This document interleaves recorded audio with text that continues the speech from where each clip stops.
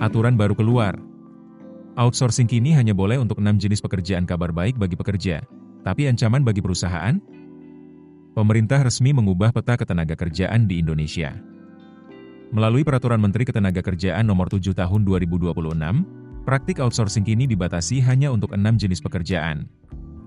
Kebijakan ini ditekan langsung oleh Menteri Ketenagakerjaan, Yasir Lee, pada 30 April 2026. Langkah ini disebut sebagai upaya memperkuat perlindungan bagi pekerja sekaligus memberikan kepastian hukum. Namun, dampaknya tidak sederhana. Ekonom senior dari Indef, Tauhid Ahmad, menilai kebijakan ini memiliki sisi positif dan negatif. Dari sisi pekerja, aturan ini membuka peluang lebih besar untuk menjadi pegawai tetap. Artinya, status kerja bisa lebih jelas, tidak lagi terus-menerus berada dalam sistem kontrak atau alih daya. Selain itu, adanya pembatasan ini juga dinilai memberi kepastian kerja bagi karyawan. Namun di sisi lain, dampaknya bisa terasa bagi sektor industri. Perusahaan penyedia jasa outsourcing kini menghadapi tantangan besar. Pasar mereka menyempit, hanya terbatas pada 6 sektor yang diizinkan. Beberapa di antaranya meliputi layanan kebersihan, keamanan, penyediaan makanan dan minuman, hingga tenaga pengemudi dan transportasi pekerja.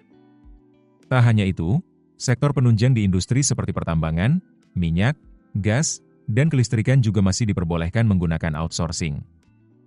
Namun di luar itu, praktik alih daya akan semakin dibatasi. Kondisi ini membuat persaingan antar perusahaan outsourcing diprediksi akan semakin ketat. Mereka dituntut untuk meningkatkan kualitas layanan, bahkan hingga standarisasi dan sertifikasi tenaga kerja. Bagi perusahaan pengguna tenaga kerja, tantangan juga tidak kalah besar.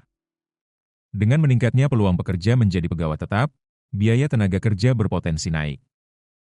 Perusahaan harus memikirkan ulang struktur gaji, fasilitas, hingga jenjang karir karyawan. Kebijakan ini sendiri merupakan tindak lanjut dari putusan Mahkamah Konstitusi yang mengamanatkan pembatasan outsourcing. Tujuannya jelas melindungi pekerja, tanpa mengorbankan keberlangsungan usaha. Kini pertanyaannya, apakah kebijakan ini akan benar-benar meningkatkan kesejahteraan pekerja? Atau justru menekan peluang kerja di sektor tertentu? Yang pasti, aturan baru ini akan mengubah wajah dunia kerja di Indonesia. Download aplikasi Kontan sekarang di App Store atau Play Store.